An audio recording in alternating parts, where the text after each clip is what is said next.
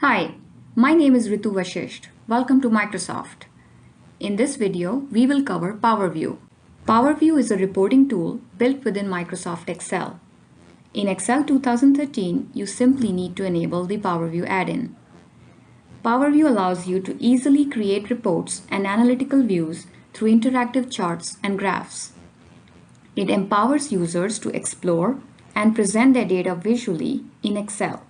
Let's say you teach a health sciences class and have a large dataset of 750,000 rows which shows the disease cases for the 50 US states over the last 100 years. That's a lot of data, and it's visually hard to digest. An analysis to see disease incidence for a couple of states for a certain year will require multiple steps to filter the data down. How about these views of the same data?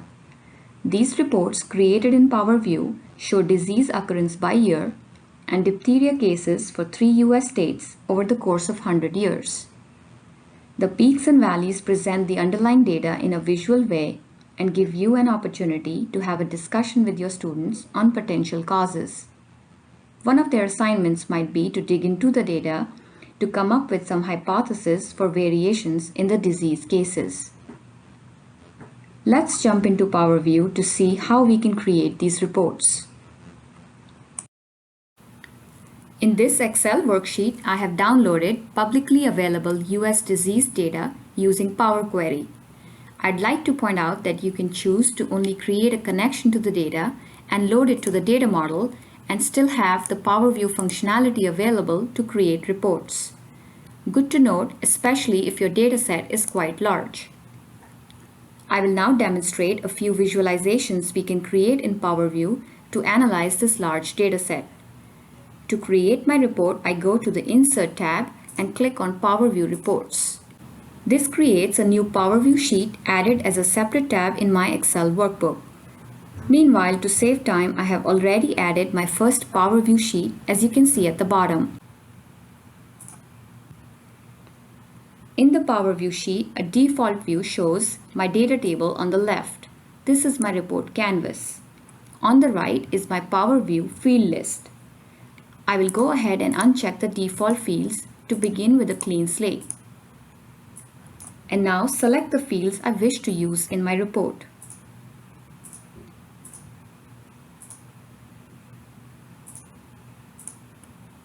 Note that I modified the year field to show absolute value instead of a summary.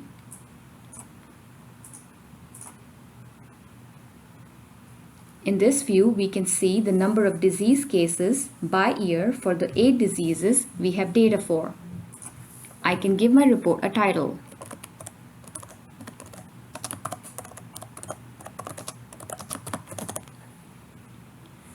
Let's explore this dataset further to look at disease occurrence by state. In the blank PowerView sheet, I select the 4 fields I'm interested in.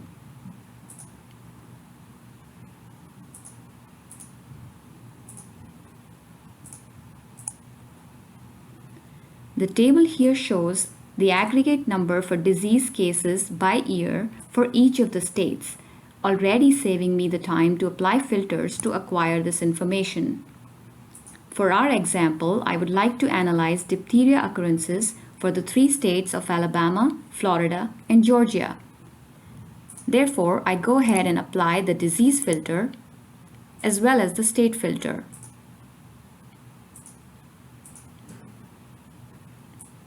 I now have an easy to consume report on this data. I can toggle between a table view or a chart view. I can give my report a title as well as apply additional filters to look at another disease or zero in on a certain time period. The possibilities are truly amazing.